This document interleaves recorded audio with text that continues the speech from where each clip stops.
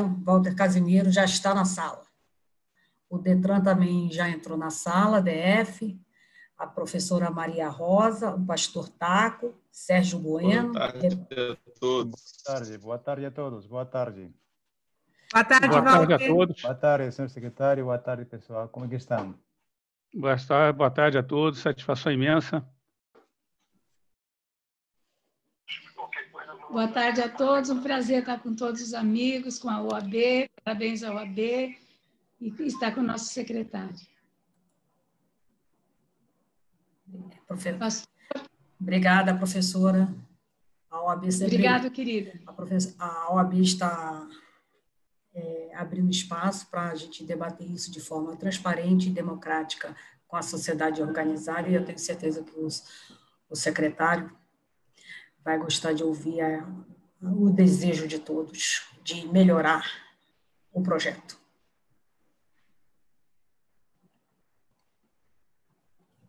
Desculpa, eu acho que eu perdi um pouquinho da sua fala, caiu a minha conexão aqui e voltou agora. Eu estava falando de que a OAB está abrindo esse espaço para a sociedade civil organizada debater o projeto Zona Verde, visando a melhoria do projeto. Perfeito.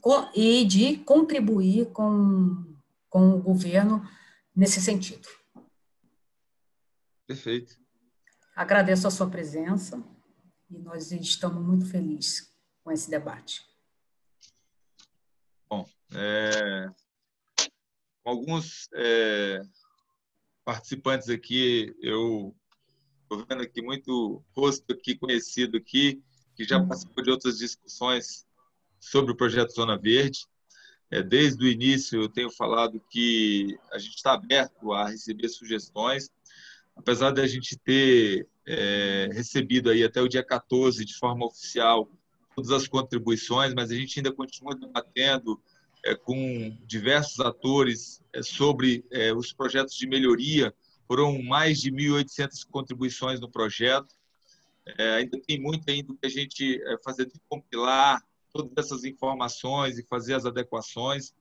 Algumas sugestões, eu já adianto que foram muito boas para a área de mobilidade, e aí cito logo de cara aqui as sugestões para poder, em vez da gente manter a legislação vigente hoje, que prevê toda a destinação de recursos de concessão para o IPREV, mas que a gente crie um fundo de mobilidade, e foi até um pedido da Câmara Legislativa que a gente já fizesse essa proposição de alteração da legislação, que acho que é um anseio de todos, inclusive da própria Secretaria de Mobilidade, mas não colocou isso inicialmente no projeto porque a legislação hoje não recepciona essa possibilidade, mas com toda essa vontade, né, tanto do governo, do Distrito Federal, como da Câmara Legislativa de alterar e da população, da sociedade, acho que a gente consegue avançar nesse sentido.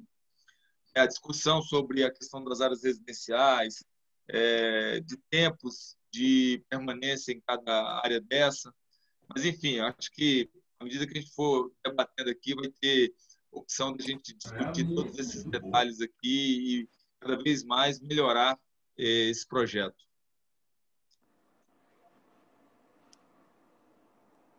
Perfeito. Alô, isso.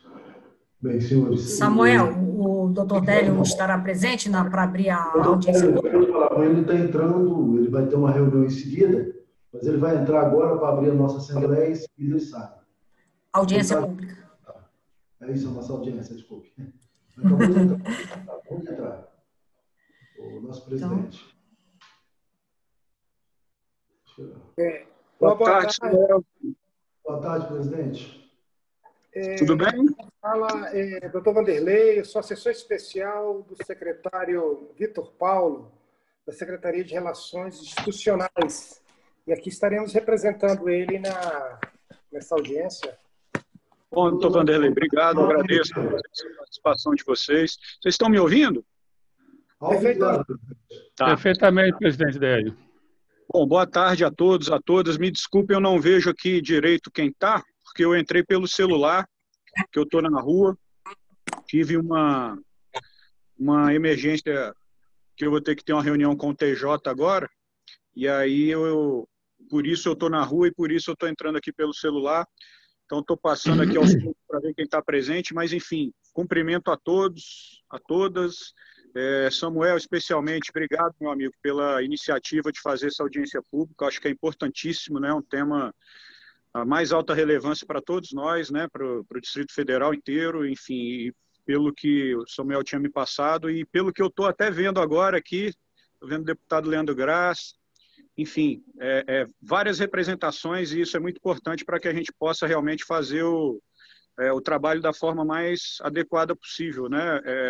Tem sido muito procurado pela imprensa nos últimos dias sobre o posicionamento da OAB em relação a esse assunto, e tenho feito questão de deixar claro que nós não temos ainda um posicionamento, exatamente aguardando essa audiência pública, aguardando os estudos que estão sendo feitos pela Comissão de Mobilidade, presidida pelo Samuel, enfim, porque todos nós sabemos, é um assunto que já se fala aqui em Brasília há muitos anos, né? Já foram feitas algumas tentativas de providências parecidas com a que é proposta agora, mas, enfim, acho que todos nós, em conjunto, podemos chegar aí a um posicionamento mais justo, né? Acima de tudo, acho que o que todos nós estamos procurando é isso, né? Que a população seja da melhor forma beneficiada, não seja afetada, que as instituições possam atuar da melhor forma possível. Então, eu agradeço demais a iniciativa, Samuel, e mais do que isso, agradeço demais a presença de todos que estão aqui participando.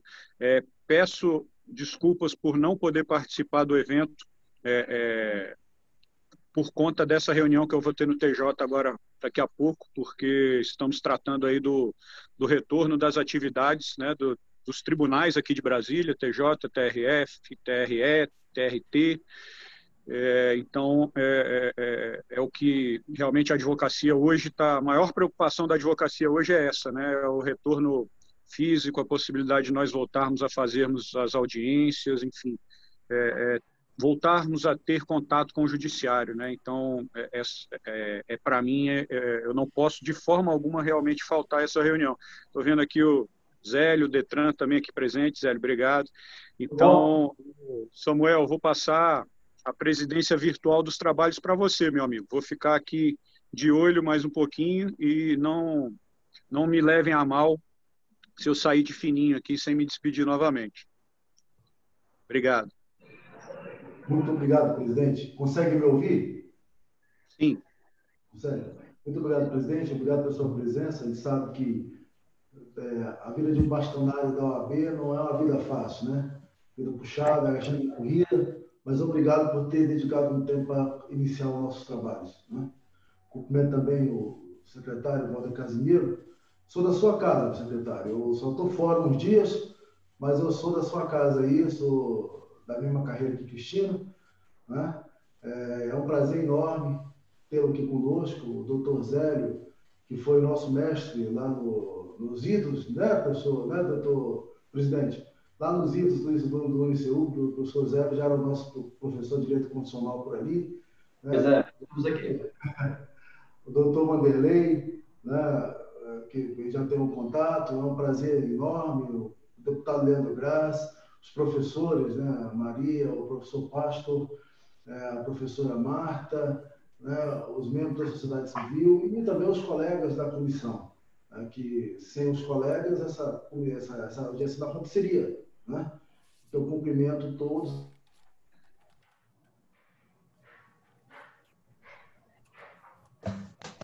Que bom, Samuel. Então, a presidência é toda sua, meu amigo, dos trabalhos. Boa reunião a vocês. Espero que dessa reunião surjam bons elementos para que a gente possa tomar a melhor decisão possível. Obrigado.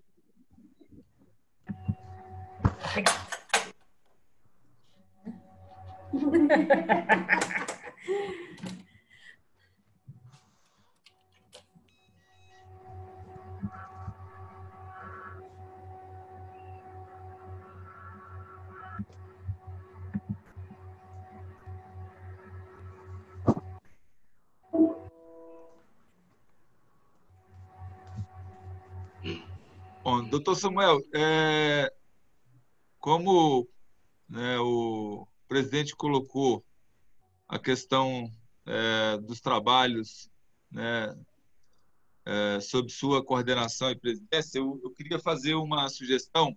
Eu não sei se todos aqui já tiveram acesso à apresentação do Zona Verde, as características. Se me permitem, eu faria aqui uma apresentação rapidíssima dos principais elementos que estão previstos no Zona Verde, para a gente já iniciar a discussão e aí abrir a palavra para as pessoas, para poder a gente começar o debate dentro do que está estabelecido no projeto. Pode ser assim?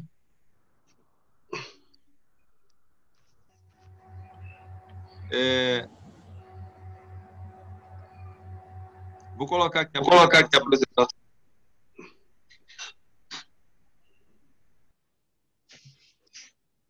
Senhor secretário, fique à vontade, por favor, pode ser assim. Então, vamos lá.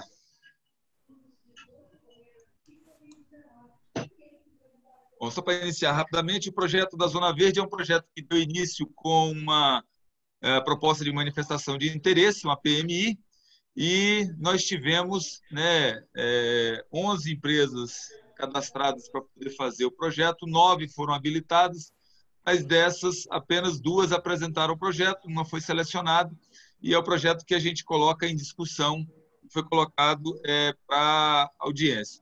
Então, a consulta pública ocorreu no dia 1º de julho, ficou aberto a recebimento de propostas até o dia 14, tá? E nos documentos disponibilizados nós temos aí, né, o aviso de consulta, formulário de contribuições, os estudos de viabilidade, a minuta digital e o relatório da comissão técnica.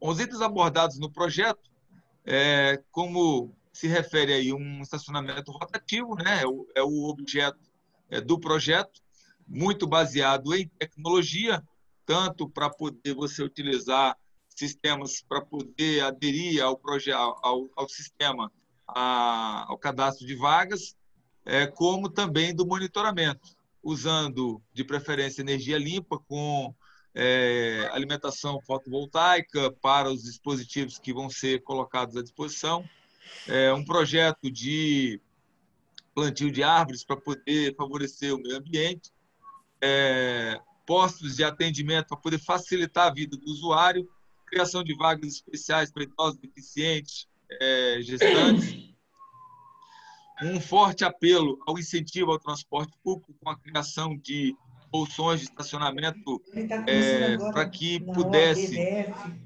dar esse direcionamento, ao invés de usar o transporte. Para você que é arquiteta participar. Transporte. Tem alguém com áudio aberto, por favor, fecha. O incentivo ao transporte público em detrimento do transporte individual. Por isso, a obrigatoriedade da empresa de criar os bolsões de estacionamento e a gratuidade de quem for utilizar o transporte público nesses bolsões de estacionamento. É uma questão que a gente colocou muito no projeto, tudo poderia ser mudado, exceto a obrigatoriedade da empresa construir esses bolsões de estacionamento e a gratuidade de quem usa o transporte público nesses bolsões de estacionamento. Com isso, você teria também um pouco mais de respeito ao trânsito pela questão da fiscalização do uso desses espaços públicos, no caso do estacionamento, né, e a melhoria no espaço público em função de toda uma requalificação da cidade em função dessa exploração. A empresa seria obrigada a mexer, a adequar toda a parte de calçadas e acessibilidades, onde a gente vai ter a exploração desses estacionamentos, além disso, de requalificar também esses estacionamentos, por pintura, adequação de piso, enfim. O que foi destinado para esse primeiro momento, para incluir dentro desses bolsões, né, da Zona Verde, os estacionamentos que seriam contemplados, e aí está Asa Norte e Asa Sul, a Zona Central, Esplanada, setor comercial, e aqui a parte aqui, a Praça do Buriti, Sudoeste, SIG e CIA, setor de indústria e abastecimento. Foram divididos em cores dos IPs, foi uma referência aí à nossa bela vegetação que nós temos aqui em Brasília, que são os IPs, e a gente tentou trazer isso para poder caracterizar cada zona dessa com o IP. Então, vou começar aqui com o IP amarelo, que ele está envolvendo aí as asas Norte e Sul, Sudoeste SIG e o CIA. As características de funcionamento dessas áreas para a questão da exploração do estacionamento seria um horário de funcionamento da exploração de 9 às 19, né, e no sábado de 8 às 13. Seria um custo de R$ 2,00 por hora, né, para carros, moto 1 hora, e um tempo máximo de permanência de 2 horas. A ideia é que nas asas, onde você tem as áreas residenciais, você não tem a cobrança para os moradores. No primeiro momento, a gente colocou a estimativa de 1 vaga por morador. E por que a gente colocou nesse primeiro momento isso? O número de vagas que nós temos nas residenciais é menor do que o número de apartamentos. Então, já de cara, se a gente coloca 1 vaga para cada apartamento, nós temos mais apartamentos do que vaga. Mas, assim, a intenção de se colocar 1 vaga ou 2 vagas, isso para a gente é irrelevante, porque não é foco de cobrança das áreas residenciais. O foco da cobrança das áreas residenciais é a proteção do morador. Se vai ser 1 vaga, 2, 3, para a gente não tem importância, porque não é foco de cobrança. O foco da área dos moradores é a proteção desses moradores, para que as pessoas que hoje utilizam a área comercial não fuja e vá para a área residencial, prejudicando assim o estacionamento das residenciais, dos moradores. E aí a forma de pagamento, totem de autoatendimento, parquímetros, sites, monitores, para poder fazer essa ajuda, aplicativo de celular, pontos de venda, call center, o máximo que for possível para poder facilitar a vida do usuário. No próximo IP, que é o IP rosa, aí envolve aqui as áreas principalmente vinculadas à área do trabalho do serviço público aqui, espalhada dos ministérios, setores de autarquia sul e norte, e aqui a Praça do Buriti, todo esse complexo aqui, que está muito envolvido com a questão do serviço público. Então, foi colocado como premissa o horário de funcionamento de 7 às 19, do período de cobrança, carros R$ 2,00, moto R$ 1,00 e um tempo máximo de permanência 12 horas. Por que de tanta diferença da área comercial que a gente colocou no IP amarelo para o IP rosa? A gente sabe que, mesmo com a cobrança, alguns usuários vão preferir pagar para poder permanecer, ir de carro e permanecer. Então, a gente colocou um período maior para poder possibilitar que você tivesse também essa opção. As formas de pagamento da mesma forma, então, da mesma forma que no IP amarelo. E o IP roxo, que envolve principalmente as áreas comerciais aqui, setor comercial norte e sul, setor bancário, setor hoteleiro, setor de rádio e televisão, né? As áreas que estão mais envolvidas com a parte comercial da cidade, horário de funcionamento de 8 às 18, no sábado de 8 às 13, e com um custo de permanência de R$ 5,00 para carro, R$ 2,50 para moto, e um tempo de permanência máximo de 5 horas com as mesmas formas de pagamento. O IP branco, que é um IP destinado muito a quem vai utilizar o transporte público, são os estacionamentos criados pela empresa que ganhar o certame para poder colocar isso nas áreas próximas ao BRT e ao metrô. Está previsto 16 áreas dentro das cidades satélites, junto às estações do BRT e do metrô, para possibilitar que o usuário de transporte deixe seu carro lá durante o dia inteiro, use o transporte coletivo e, quando voltar, seu carro está seguro lá, sem nenhum custo para o usuário de transporte coletivo. Então, quem optasse por ficar nesse estacionamento sem usar o transporte coletivo, ele teria que pagar R$ 2,00 por hora para o uso desse estacionamento. Justamente por quê? Porque esse estacionamento é focado no usuário do transporte coletivo. Não há intenção nenhuma do governo de arrecadar com esses estacionamentos. Tá? O custo de hora, para quem não utiliza, é justamente para poder manter somente aqueles que usam o transporte coletivo e dar essa opção para quem vai fazer a opção do transporte coletivo em detrimento do transporte individual. Não tem limite de permanência, horário de funcionamento de 5 às 23 e as mesmas formas de pagamento dos outros para quem vai usar o estacionamento sem usar o transporte coletivo. Com isso, a gente tem uma estimativa aí de criação de 969 empregos diretos e 300 indiretos, sendo 99 administrativos e 870 operacionais nesses empregos diretos.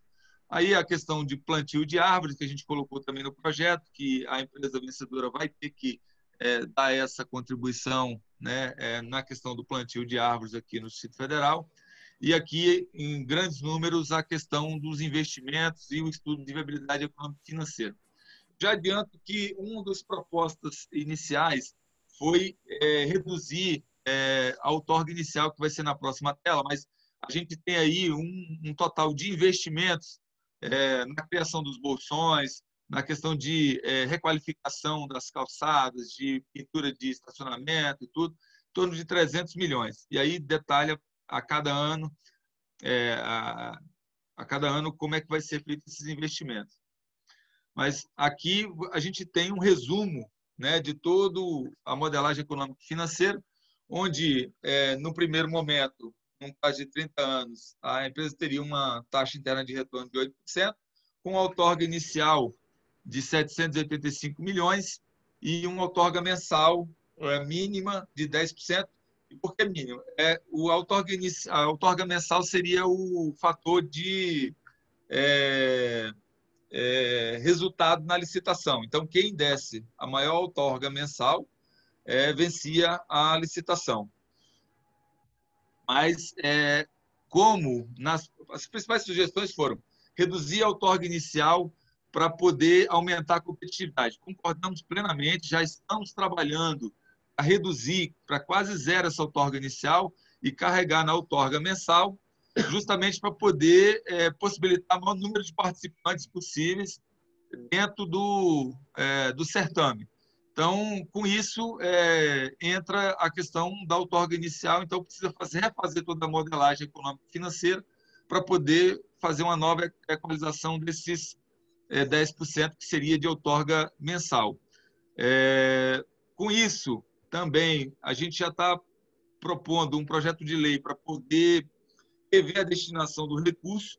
Claro, precisa ter uma aprovação da Câmara Legislativa, e é bom que o nosso deputado Leandro Graz está participando aqui, que foi indicação, acho que até dele na audiência que nós tivemos com a Câmara Legislativa e de outros deputados também, que, em vez da gente direcionar para o Instituto de Previdência, que é o que hoje prevê a legislação aqui do Distrito Federal, em função da mudança que foi feita na época do governo Hollenberg para poder sacar o dinheiro do IPREV, foi colocado uma condicionante onde todos os recursos de concessão para uso do solo seria destinado ao IPREV.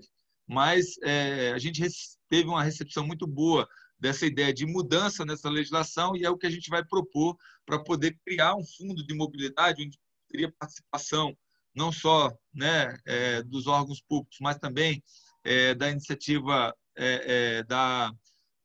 da sociedade civil, para poder direcionar o uso desse recurso. Uma parcela que fica destinada à área regulatória e fiscalizatória de trânsito, para poder operacionalizar algumas questões, né, dentro do Zona Verde, como é feito em todos os estados. E essa questão do prazo, que também foi um dos itens que tiveram algumas contribuições para poder reduzir o prazo. Com essa redução da outorga inicial, fica mais fácil da gente trabalhar essa questão do prazo para poder reduzir, caso a gente entenda que realmente 30 anos seja muito grande, muito longo o prazo, e a gente possa reduzir isso para poder caber dentro de um equilíbrio econômico-financeiro dessa parceria.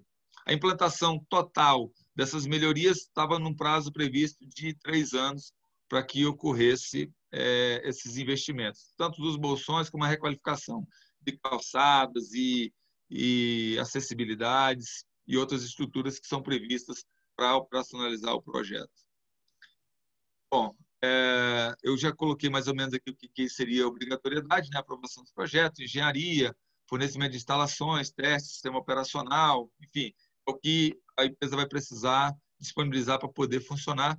E era essa apresentação rápida para poder a gente já começar no debate, porque eu acho que quase todo mundo aqui já tinha conhecimento, mas para quem não tinha, esse é o resumo rápido do que está previsto no Zona Verde. Muito obrigado. Muito obrigado, secretário, pela disposição. Bastante esclarecedora a sua apresentação. Me perdoe, deu um problema técnico do outro lado lá, e aí eu tive que correr para outra sala. Agora, vamos então ouvir o representante do secretário Vitor Paulo, o coronel Vanderlei. Ele se encontra?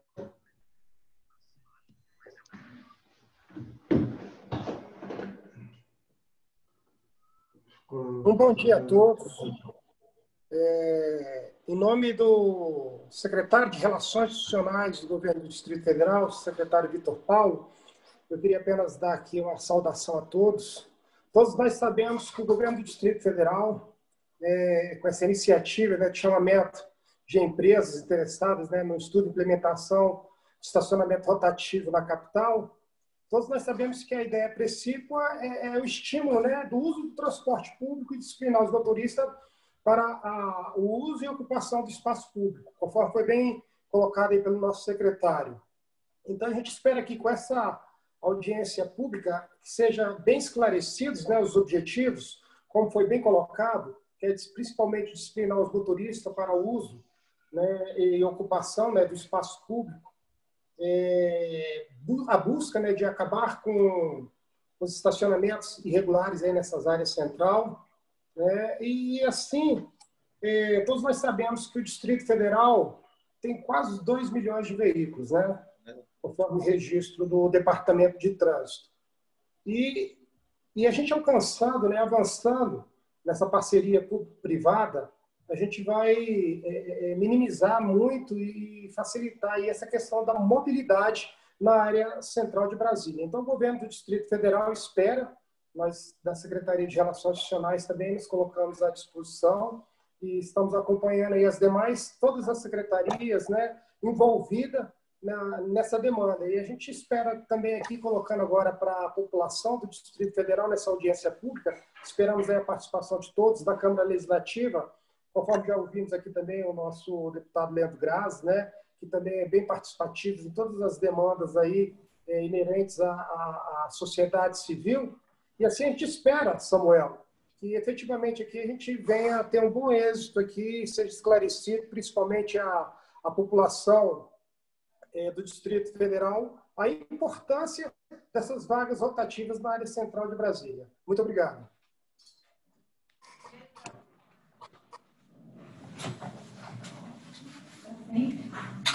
Perfeito, doutor Vanderlei. Obrigado pela sua apresentação, pela sua participação.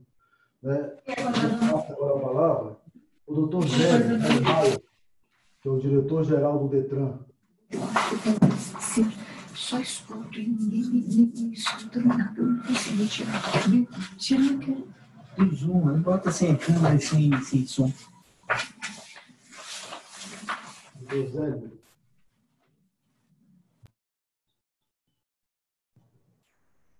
Muito bem. Boa tarde a todos, boa tarde a todas. Em nome do DETRAN, vamos aqui fazer algumas considerações que acho que são relevantes. Primeiro, prestigiar e homenagear e enaltecer o papel da Ordem dos Advogados do Brasil, que participa diretamente dessa discussão, como não poderia ser de outro modo, uma das instituições que mais participação tem tido na Constituição Democrática. E esse debate, que é o debate do estacionamento rotativo, que nós denominamos aqui de Zona Verde, ele acredita até que outras tentativas foram frustradas exatamente por não ter tido o debate que está sendo oportunizado agora. E, nesse sentido, a gente presta as devidas homenagens ao secretário de Mobilidade, Walter Casimiro, que está fazendo de uma forma bastante transparente, como não poderia ser de outro modo, né, em que busca a participação de todos. Já foi feito esse debate na Câmara Legislativa, foram recebidas diversas sugestões pela Secretaria de Mobilidade, conforme me informou o próprio secretário Walter Casimiro, e, evidentemente, isso vai ser levado em consideração na hora de tomada de uma decisão, em que imagino que esse seja o projeto inicial, e não necessariamente será o mesmo ao final de todos esses debates. As grandes cidades do mundo, nós sabemos, já têm soluções de reurbanizar as suas ruas, as suas avenidas. E o DETRAN, nessa perspectiva, eu sempre defendo que o DETRAN ele não administra apenas carros, né? Administra pessoas, porque nós, infelizmente, com o passar das décadas, nós escolhemos um modal de deslocamento que é o carro como principal fonte. Isso, evidentemente, chegou ao ponto que nós não podemos mais deixar de tomar uma decisão para reurbanizar, como eu costumo dizer, a nossa cidade. E nessa reurbanização, nós temos, evidentemente, que organizar as vagas disponíveis, porque hoje, por exemplo, no que diz respeito à fluidez de trânsito, nós temos um grande problema no Distrito Federal, em que algumas vias do Distrito Federal são prioritariamente ocupadas não por veículos em deslocamento, mas sim por veículos estacionados nas faixas de rolamento, o que gera intermináveis congestionamentos. Costumo dizer que, se nós tirássemos todos os carros que estão estacionados nas vias de rolamento de forma irregular, provavelmente nós não teríamos esses gargalos no nosso trânsito.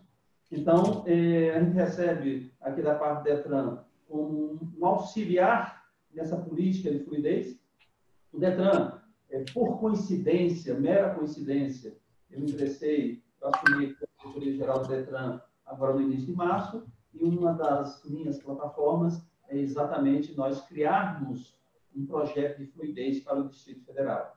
E veio a calhar esse momento em que a Secretaria de Mobilidade nos apresenta o projeto Zona Verde. Creio que é um momento importantíssimo, não só para a Secretaria de Mobilidade trazer essa discussão, como também para o DETRAN, em que tem diretamente um grande interesse nesse debate, exatamente para, juntamente com este momento de mudança de concepção, porque nós não podemos esquecer que nós estamos falando de uma mudança cultural, porque já se tentou fazer isso em outras oportunidades. Eu chamo a atenção aqui que a situação como se encontra em qualquer cidade do distrito de Brasília, em qualquer cidade do nosso porte, no mundo inteiro, tem as suas zonas de restrições. Algumas cidades, inclusive, como Londres, há quase 2 décadas, já restringiu totalmente a circulação de veículos por completo em seu centro.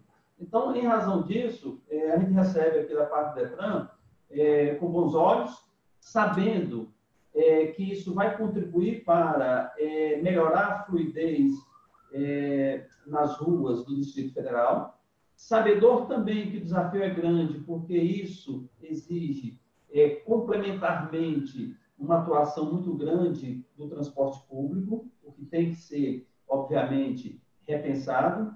E sei que a Secretaria de Mobilidade já está com estudos nesse sentido, dentro não só do projeto Zona Verde, mas paralelamente. Então, o DETRAN se apresenta como auxiliar nessa tomada de decisão, auxiliar na busca da melhor solução. Como eu falei no início, nós sabemos que isso é apenas o pontapé da discussão, e que esse projeto trazido pela Secretaria de Mobilidade certamente vai sofrer algumas alterações, e com a participação de todos, acredito que nós podemos melhorar a nossa cidade, e que no futuro próximo nós teremos mais fluidez, mais humanização das nossas ruas, né? Os espaços públicos devem ser prioritariamente das pessoas e não apenas dos carros. Essa é a participação do DETRAN. Agradeço muito pela deferência do convite e, mais uma vez, e conclusivamente, reitero o papel importante da OAB nesse momento tão importante para a nossa cidade. Muito obrigado, professor Zélio. Um prazer tê-lo conosco, né? Deputado Leandro Graz, o senhor tem a palavra.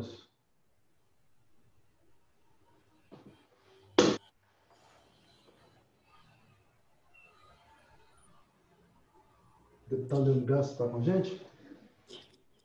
O deputado, a gente avisou a Ana da comissão que ele ia atrasar um pouco porque está terminando o colégio de líderes. Ah, tá. Se puder passar para o próximo. Passo, sim. Né? O professor Carlos tem uma apresentação a fazer. Professor Carlos, o senhor quer fazer a apresentação já? Me ouvindo? Estão me ouvindo? Alô? Carlos, Alô? Carlos, o senhor tem uma apresentação a fazer, né? Eu quero saber se vocês estão me ouvindo. Estamos ouvindo alto e claro, professor. Então tá, vou entrar aqui e vou pegar. É a primeira vez que eu estou fazendo seleção na janela, então estou procurando aqui como é que faço para marcar a apresentação. Share Computer Sound, Optimize Screen Savings. Estou tentando ver aqui se consigo achar como é que faço. Ah, tá. Só um instante. Box, não. Dropbox, microfone, Google Box, não. Não uso nenhum desses. Tem como fazer diretamente do computador? Pegar o arquivo diretamente?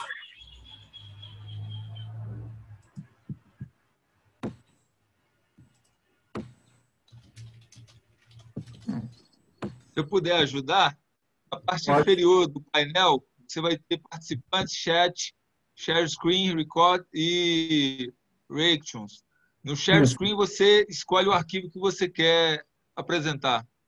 Eu estou aqui, ele me abre uma janela, e ele me abre uma janela aqui na tela, a própria tela do Zoom, que eu tento procurar, deixa eu ver se eu consigo. Vamos ver se eu consigo aqui. Pronto, já está aparecendo na sua tela já, só é você abrir o arquivo na sua tela agora. Tá, então, vamos aqui. Acho que vai dar. Obrigado, Casimiro. Um instante, estou abrindo o PowerPoint. Está vindo.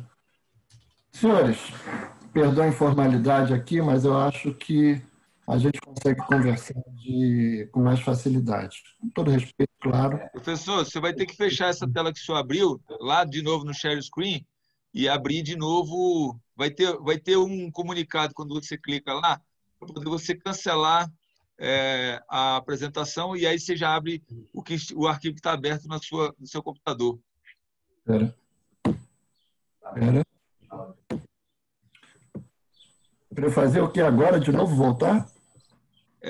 Quando você clica na tela da apresentação do Zoom, vai aparecer uma opção para você cancelar a apresentação, você desabilitar, parar a apresentação. Aí ele vai voltar para a tela de todos, aí você clica de novo no share screen, que você vai apresentar os arquivos que estão abertos no seu computador, o qual que você quer abrir.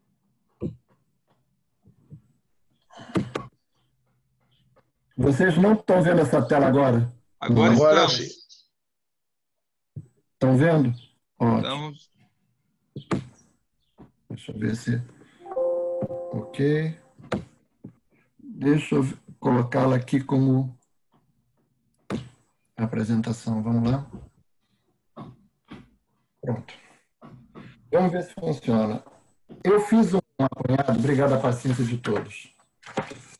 Eu estou ligando a questão da mobilidade mesmo, porque eu estou escutando as pessoas falando várias vezes sobre mobilidade, e mobilidade é basicamente o conceito de você poder ir de um lugar para o outro da maneira mais eficiente, mais rápida possível. Então, a minha ideia é explorar isso. Eu estou mostrando para vocês o que era o projeto até 2006 que foi apresentado, que o governo trabalhava, de como seria o sistema de transporte público do Distrito Federal. A linha vermelha seria o metrô, que teria 4 linhas. A linha amarela é o VLT, que seria uma rede plano-piloto assim, muito grande. A linha verde são os ônibus elétricos. E uma linha azul bem clarinha, que seria o trem do entorno. Luísa, quanto tempo, Luísa? Olá, tudo bem? Quanto tempo? Estou de volta. Saudade. Gente, olha o microfone aberto, gente. Olá, boa tarde a todos. Pronto. Vou continuar, vamos lá. Aí, a linha 1 seria isso. Brasília, Guará, Águas Claras, Taguatinga, Ceilândia, Samambaia. Eu friso bem que Asa Norte estava incluída como desenvolvimento. Hoje o metrô está com o túnel chega até o início da Asa Norte, no que seria o setor hoteleiro não, setor hospitalar norte. Ali o que seria a Galeria do Trabalhador na Asa Norte. E aqui você já vem até o final da Ceilândia e Samambaia. A linha 2 seria isso. Gama, Santa Maria, se encontram ali um pouco perto do Santos Dumont, seguem pelo centro e passam margeando o Núcleo Bandeirante, Candangolândia, e se encontram ou na estação Terminal Asa Sul ou na estação Shopping, a maneira que fica de engenharia melhor resolvido. A linha 3, que é intersatélites, Santa Maria Gama, Santos Dumont, Riacho Fundo, Taguatinga, Ceilândia. A linha 4, da 216 Norte, sai o monotrilho até Colorado, Sobradinho, Mestre d'Armas, Planaltina. Isso vai explicar para vocês o que seria a estrutura do principal transporte sobre trilhos. Esse é o monotrilho que a gente falou, que eu falei agora, que seria a ideia para Sobradinho e Planaltina, linha 4. Essa seria a estação da 216 Norte, uma visão aproximada de como ela seria. Subterrânea em parte, superfície e aérea para o monotrilho, começa ali.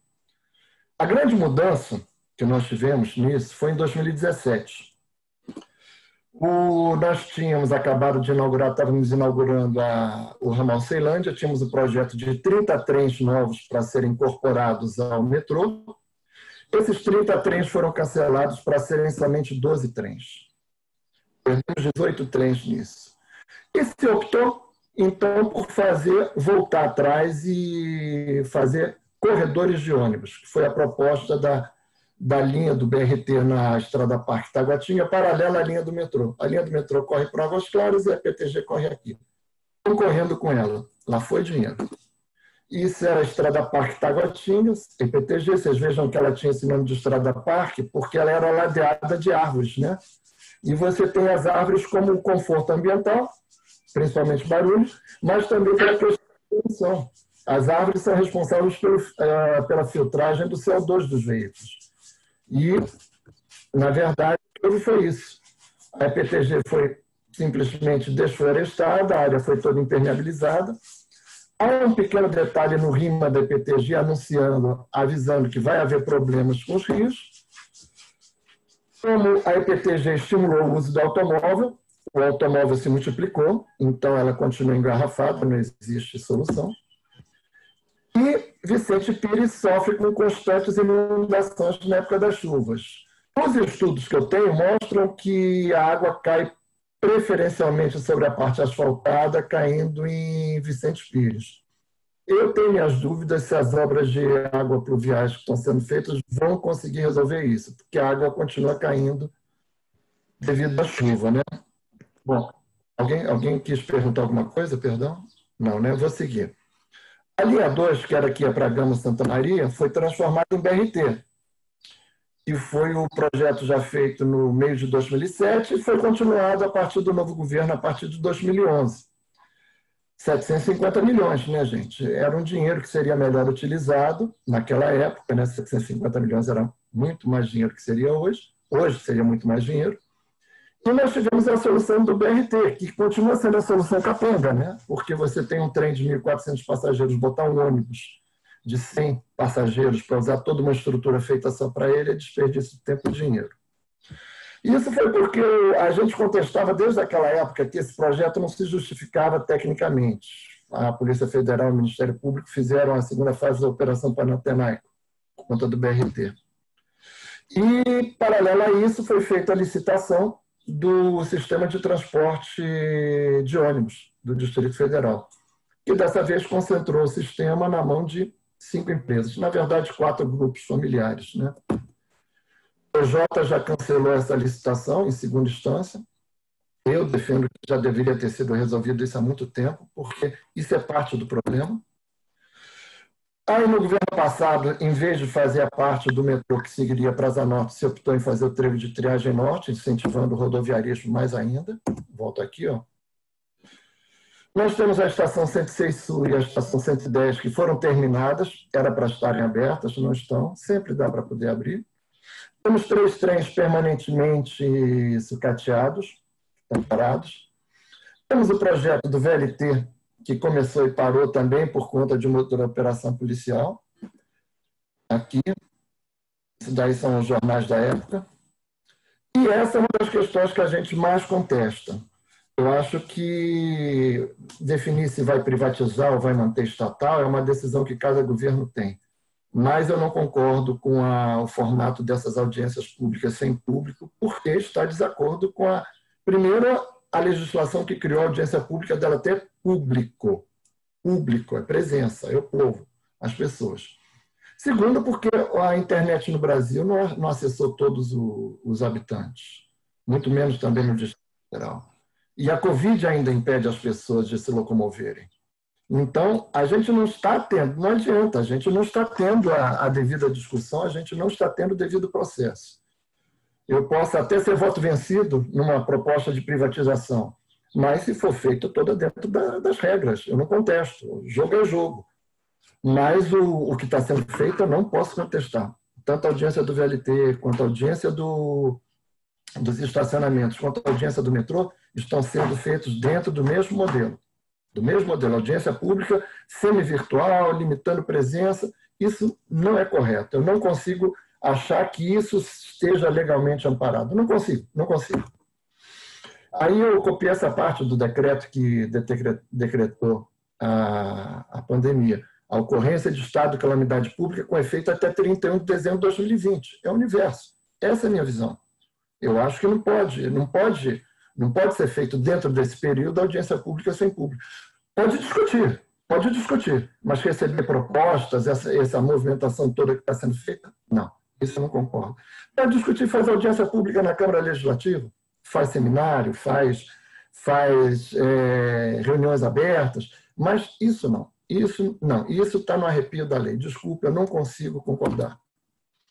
Aqui eu estou colocando a Piracicabana para lembrar que na audiência pública do VLT, o consórcio que manifestou interesse tem presença, é ligado à Piracicabana, o grupo familiar da Piracicabana, que é uma das empresas do contrato da licitação que foi cancelado. Complicado.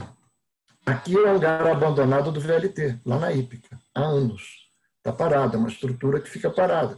Cada governo pudesse gastar um pouco do que gasta com asfalto, que gasta com rodovias, gastasse no VLT, gastasse no metrô, a gente teria um bom sistema de transporte.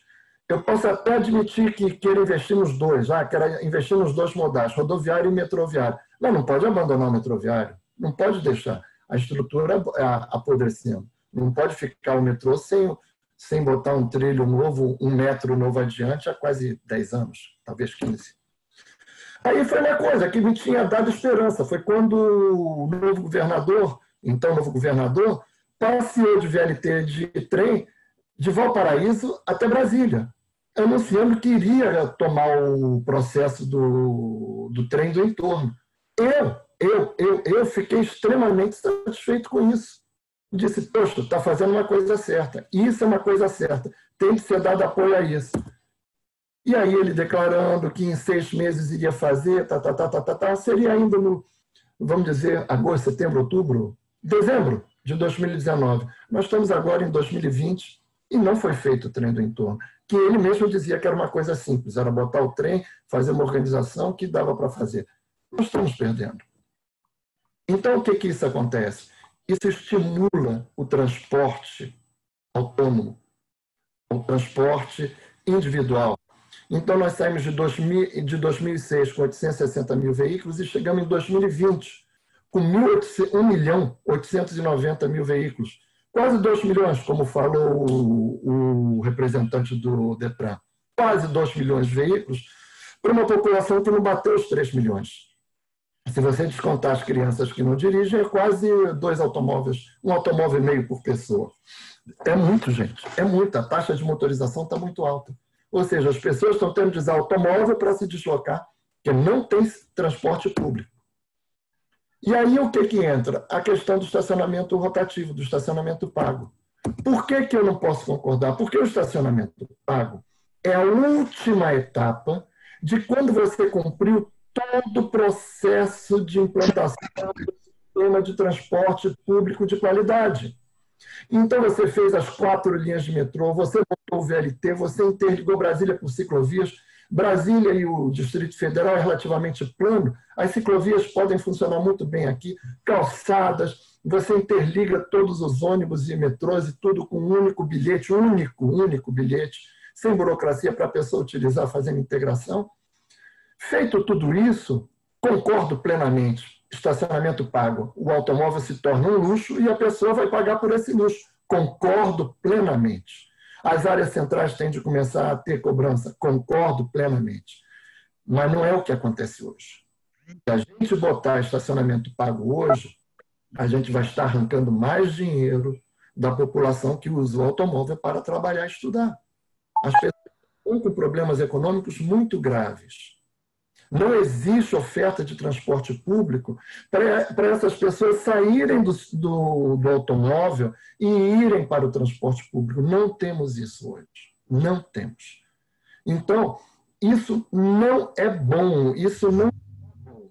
Eu não vou dizer que não é bom. Isso não está bom.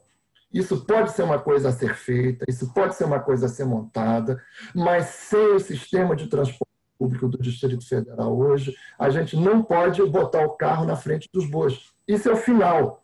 Depois que a gente tiver implantado o sistema de transporte público, a gente entra na cobrança do estacionamento. E a outra coisa que ainda me preocupa é a possibilidade da implantação do pedágio urbano. Porque já que está tudo sendo direcionado ao meio rodoviário, já se discute de que novas grandes vias a serem construídas no Distrito Federal sejam feitas através também de PPIs, em que o investidor vai construir a via e vai cobrar passagem. Como no Rio de Janeiro tem a linha amarela, tem a linha vermelha, que seriam linhas de metrô. E foram transformadas em linhas de meio rodoviário. E a construtora paga ainda, recebe ainda através da cobrança. Crivella, prefeito do Rio de Janeiro, sem nenhuma questão política, não tenho nada a ver com questões políticas com ele, tentou romper o contrato com a linha amarela. Não conseguiu, não consegue. A coisa é muito amarrada. Então, é muito difícil, depois que você tem, você conseguir tirar ou você modificar. Está feito. Então, por conta de tudo isso, finalizando. Eu não acho que a proposta hoje esteja bem feita. Uma coisa que é muito importante é que construam os bicicletários ao longo de toda a cidade, façam um sistema de transporte público que está sendo necessário, e feito isso, podem, por favor, implantar sistema de cobrança de estacionamento sem o menor problema, que eu acho que estarão no caminho certo. Mas, no momento, botaram o carro na frente dos bois, tanto legalmente quanto tecnicamente. Samuel, doutora Cristina, a todos, muito obrigado pela paciência, agradecendo o espaço que a OAB está colocando aqui para a gente poder fazer essa discussão. Estou aberto a ouvir, ser criticado e a dar minha opinião. Muito obrigado. Muito obrigado, professor, pela apresentação. Agora, deputado Leandro Graz. O filho entrou na sala de novo, não entrou? Se o senhor tiver entrado, por gentileza, o senhor tem a palavra. Obrigado, boa tarde a todas e todos. Saudar aqui as entidades da sociedade civil, de forma especial a OAB, os movimentos e coletivos, os conselhos, e também aqui o secretário Walter Casimiro, Samuel, presidente dessa comissão, saudar aqui os demais membros do governo do Distrito Federal, DETRAN, as demais secretarias, e a todos e todas que participam desse debate tão importante. Quanto mais debate, quanto mais democracia e mais qualidade nas políticas públicas. Eu quero aqui dizer que esse debate que tem acontecido ao longo desses últimos dias, né, já há meses, passou de um mês, ele tem sido um debate importante e amadurecedor. A Secretaria de Mobilidade Urbana promoveu algumas oportunidades, mas a própria sociedade se encarregou também de criar fóruns, de criar espaços para dialogar. E tão logo a gente pôde ouvir as diversas representações, tão logo a gente pôde ouvir as visões e as divergências também existentes em relação a esse projeto, nós tentamos construir uma nota técnica com com base nessas contribuições, encaminhamos também à própria Secretaria, encaminhamos a diversos representantes que aqui estão, inclusive, apontando algumas coisas importantes e que a própria Secretaria já sinalizou no sentido de avançar, no sentido de construir. Eu acho que o projeto ele é uma oportunidade se, de fato, ele representar o interesse público, se, de fato, ele representar avanços na política de mobilidade urbana da cidade e se ele for contemplativo das particularidades e dos diversos segmentos que ele afeta. E aí eu digo tanto em relação à comunidade, mas também às variáveis desse projeto. A própria variável central, que é a mobilidade, mas também a variável ambiental, a variável urbanística, a variável orçamentária, que é crucial nesse processo, até para viabilizar melhores investimentos na área de infraestrutura e de mobilidade urbana. Então, o que, inclusive, eu avalio que seja positivo, por isso é preciso nós termos paciência e não pressa em relação à instalação e implementação desse projeto, é que haja um debate setorial. Hoje a gente está aqui com a CEMOB, tem também alguns demais órgãos, mas creio que há questões que sejam necessariamente tratadas com a Secretaria de Economia, existem questões que têm que ser tratadas com os órgãos ambientais, existem questões que têm que ser tratadas com a Secretaria de Desenvolvimento Urbano, porque é um projeto multidisciplinar, intersetorial. E a CEMOB, apesar do seu protagonismo, ela não tem condições de elucidar e até mesmo de modificar algumas dessas partes referentes ao projeto. Eu vou citar aqui apenas alguns pontos que alguns já foram contemplados, eu não vou me ater, mas outros que eu gostaria muito de trazer para esse debate de hoje. Eu acho que um dos maiores problemas que a gente enfrenta no sistema de transporte público do Distrito Federal, o secretário tem tentado enfrentar esse problema, é a questão do controle sobre o sistema em si. Então, a minha sugestão, inclusive, é que a tecnologia desse sistema operacional, ela não seja a tecnologia da própria empresa que vai operar, e ela seja uma tecnologia aberta, de preferência até do próprio governo ou de alguma outra empresa que possa fornecer esse instrumento, mas que ele seja auditável permanentemente, que ele seja um sistema e uma tecnologia que nos permita avaliar se aquilo que está sendo arrecadado de fato está sendo transferido, se aquilo que está sendo pactuado está sendo cumprido. Porque o que a gente enfrentou durante muitos anos e ainda enfrenta, de certa forma, no sistema de ônibus, é o fato da empresa controlar absolutamente tudo, né? Agora o sistema de bilhetagem foi para o BRB, mas mesmo assim a gente tem muita dificuldade de acompanhar se há correspondência entre o usuário e... Aí embaixo, aí suja aí, ó. E aquilo que é transferido bem para o lá na orçamento porta, público. aqui na frente. Acho que tem só um microfone aberto aqui. Mas um ponto gosto das importante, caixas né? de roda bem limpinha, viu, cara? Que é a tecnologia do... Por favor, mantenham o microfone desligado, por favor.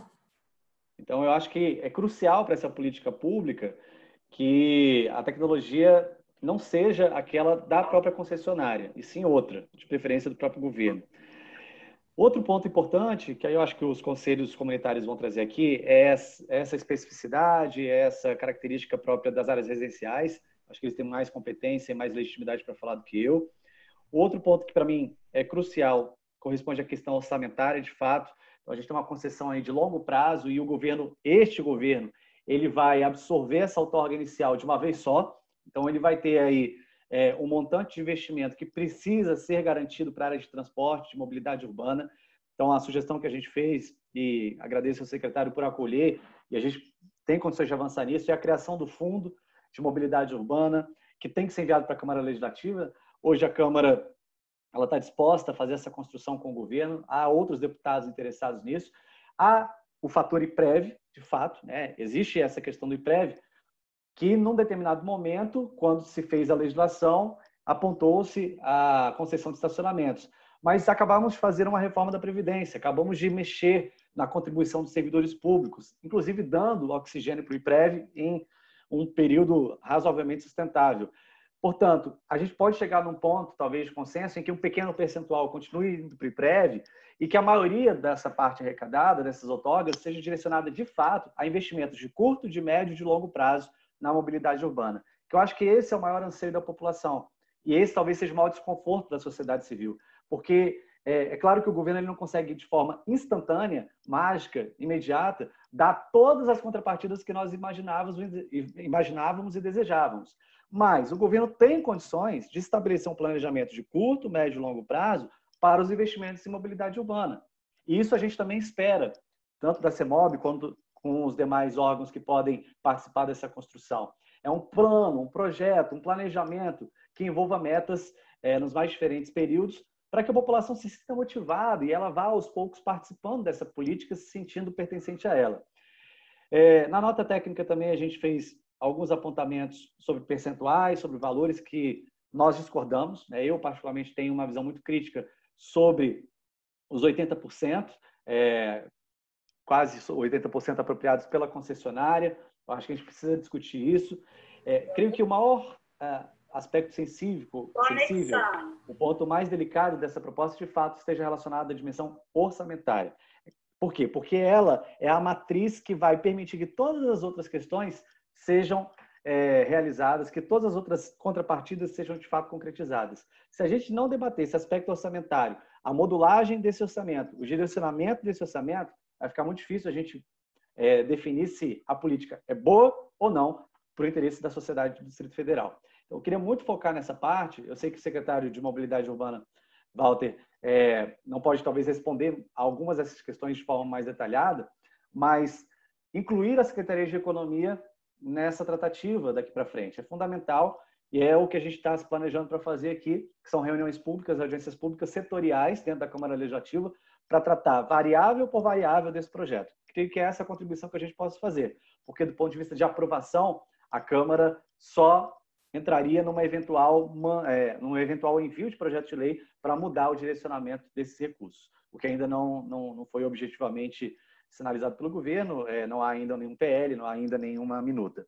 E só para finalizar, o outro ponto que a gente vai estar aqui atentamente realizando, a nossa responsabilidade é na fiscalização, na medida em que, de fato, essa proposta for implementada, acompanhando para e passo cada uma das medidas, cada uma das decisões, sempre pautando essa fiscalização com base na preservação do erário público e na priorização para as verdadeiras necessidades da comunidade. Eu teria várias outras coisas para falar, eu sei que tem muita gente também para colocar aqui aspectos, eu tenho certeza que serão até mais bem-sucedidos do que eu na explanação desses detalhes.